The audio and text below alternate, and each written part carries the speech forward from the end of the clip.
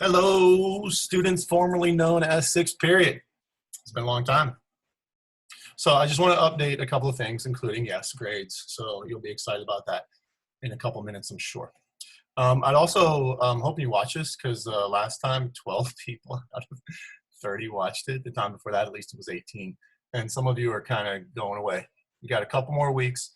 Let's do that whole, you heard about pulling yourself up by your bootstraps, which seems impossible, but the idea is let's do this and let's get through this. And the world's weird now. Avoid the murder hornets, please. But we can take care of business if we decide to take care of business. I want to talk a little bit about the stuff we're doing, what you're going to be doing soon, and of course, what you care about, grades. So let me show you this. When we get to grades in a moment, here's the stuff that you'll be seeing. So we started basically back at April 1st. Quick right. If you did them, you got them. Why Pop Culture Part 1 and 2, I divided it up that day. You watched the video and answered the questions, and if they were at least decent, you got your full credit. Composing an interesting pop culture essay, notes, gang, comics belong in the classroom, update about your text, Pop Culture 1 style, the check-in, and Pop Culture 2 character. I'll tell you what Pop Culture 3 is going to be in a moment. And then, of course, this. I hope you watch this video. It's really cool. Taika Waititi is one of the greats. I find this to be very interesting, and I just asked you to write some examples, some notes, basically, from what you saw here. And I just heard that Taika Waititi is actually doing a new Star Wars film. I assume he's writing, directing, and will probably act in it, and I believe he's doing the next Thor film also. Coming up this Wednesday, it'll be popping up in a couple minutes. You'll see for tomorrow. Your Pop Culture 3 is going to be your choice, and you're going to choose to write about imagery, motif, or theme. What does that mean, you say? Well, here we go. I'm going to send you links to this in Remind later. It's very simple. I just Googled the words imagery, literary device, and this popped up. But think about the way that your author or director creates imagery. Taste, imagery, sound, sight, smell, touch, anything you can get through your senses. And there's a bunch of examples here for you.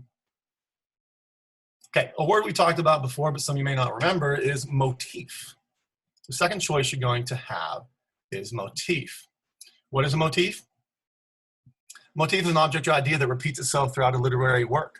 If you watch the new Rick and Morty, which was great, by the way, there's a motif of, in Rick and Morty, of obviously the parallel universes or the multiverse, if you will.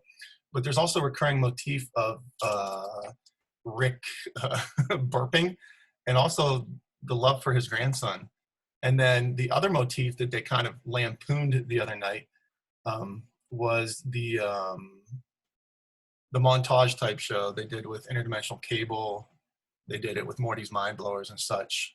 So that's a motif. Now, a motif is recurring anything, color, words, whatever. You'll note this right here. In a literary work, a motif can be seen as an image, sound, action, or other figure that has symbolic significance and contributes toward the development of a theme. Motif and theme are linked. Well, theme's pretty obvious. Some of you are probably finishing up what you were reading or watching. And if you're done, certainly you can write about theme. And again, this is all from Literary Devices. I'll send you the link if you need it. You can just Google. And what I Googled was motif, literary device, and it leads me to motif. And then I click the hyperlink to theme, and there we go.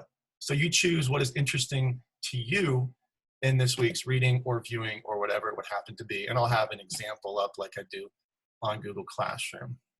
All right, my guess is that some of you are interested in your grades. Every assignment that will be published in the coming days and weeks, including tonight's the first time I'll hit publish because I'm still waiting on some people who've been late and some people who have done almost nothing. Now, if you had a 70% going in and you've done nothing, as far as I know, you still have that 70%. If you had a 70% going in and have done poor work, you'll still end up with that 70%. Okay, this will be on the description of every single assignment that's published. Please take this to heart. Note, this grade demonstrates a response to the level of performance on the assignment and mayhaps its lateness if applicable. And by lateness, some of you a minute or two late, some of you 2 or 3 weeks late. We're talking like going from 10 points to 9 points to 8 points, maybe in some extreme cases 7. We're not talking zeros or anything, so don't worry about that. If it lowers the baseline grade, it will be deleted at the end of this grading period. If it raises the baseline grade, it will be included. So if you had an 88% coming into this and you get to a 90, you end up with a 90 and an A- instead of that B+. If you had an 88% coming into this and you drop all the way down to a 78%, you still end up with that 88%. So after each new assignment, compare the overall grade to the baseline grade and think of the higher one as your true percentage. This is the way I can communicate to you. And the communication might look like your grades drop, but still look at that baseline score. It cannot be lower than that at the end of the grading period / semester. Remember, your end of the semester percentage cannot be lower than that of the baseline. So, oh, you see some of my notes here too. And there's what I was talking about, a bunch of those things that went up, and there's what's coming. I have to put in the character, essay / paragraph you wrote last week, and this week's going to be imagery, motif, or theme. You will choose. All right, I don't want to take up too much of your time, but feel free to take some time and get your work done. If you've been having problems, please communicate with me. If you haven't turned in anything, I can still accept it, and maybe your grade goes up. And use this chance to learn and take care of yourselves. Avoid the murder hornets. Y'all rock. Stay cool.